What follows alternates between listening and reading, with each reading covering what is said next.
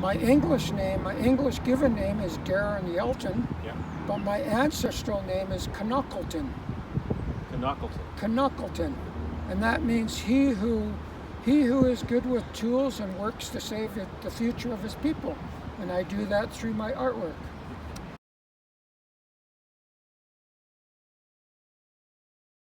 It is used in ceremonies. Yes. And so for us at Highlands, Yes. we have had it visible Yes. all the time. Yes. Whenever we have a ceremony, whenever we have a worship service, it's there. Yes. But it's very rare that anybody actually takes it in their hand because we're hesitant, because it's of a tradition that like for me, that I don't come from. Yes. But it would be okay for me It to would be go okay. over. It would be okay for you to go over and pick it up. This stick was made for a reason for Highlands United Church when I did present it to them. I presented it for the War Veterans of Canada.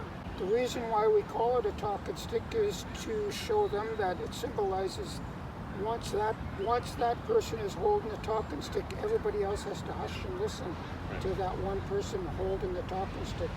And let him speak, and let him speak his wisdom and his words, his kind words, words that come from his heart. And that's why he's holding the talking stick in a good way. So tell me about it. Tell me it's Well, this stick, biography. the symbols on this stick, the top figure is a bald eagle. In our traditional ways, the bald eagle is highly respected by our people, just like the eagle that just flew over us just a minute ago. When I look at that eagle, it's one of my ancestors watching over our community and watching over you and I, just as we came over.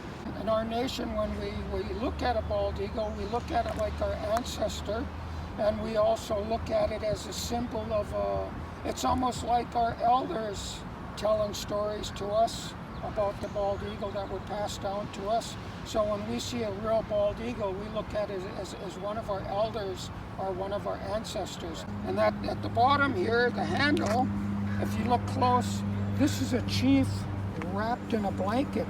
The chief has wrapped in a blanket over here with a bald eagle representing one side of the blanket, and then you look on the other side of the salmon. The salmon's very important to our people. It's a food source to our people every year.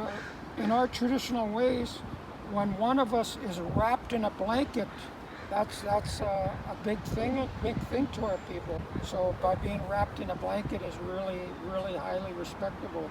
But at the top here, this is a Coast Salish potlatch hat. And what this represents, each ring on this talking stick on the handle represents how rich that family is who put on a potlatch. Say if I put on one or another native family put on one, this represents each potlatch that they put on for our village. So this one here, 1, 2, 3, 4, 5, 6. This family put on 6 potlatches for our people in our nation. So that's what the potlatch hat represents. And then at the bottom is the grizzly bear. The grizzly bear in our people is respected like an elder. We listen to our elders in a good way. When we have a bear come down, they do come to our nation. Bears come into our territories all the time. When a bear comes on our village, we respect that bear. We just let it go through our territory and do its thing. We don't chase it out. We don't torment it or anything. We respect the bear like an elder. The reasons for that, bear is coming to our village and he's bringing strength to our people.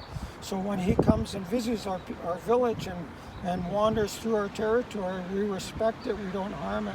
We enjoy watching him walk through and let it do its thing because it's coming bringing strength to our village, is the grizzly bear. So the whole talking stick itself is highly respectable through speech. So that's why we call it a talking stick. And this talking stick here was actually made out of yellow cedar. This yellow cedar tree here was probably about 10,000 years old.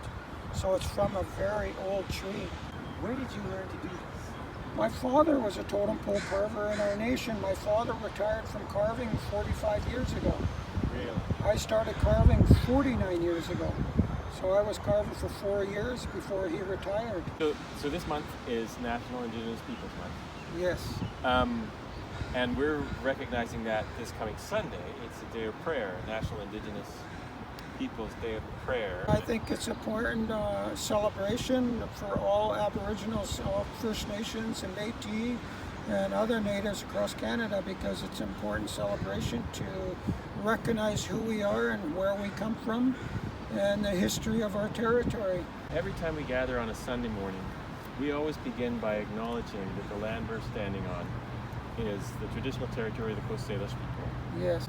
Can you tell me what it means to you that we would acknowledge that every Sunday? I think it's a great idea. So that's what this was made for, to bring it's almost like a reconciliation, to bring all communities back together towards our people and show all people outside our community that we're a peaceful community and we welcome everybody to our territory.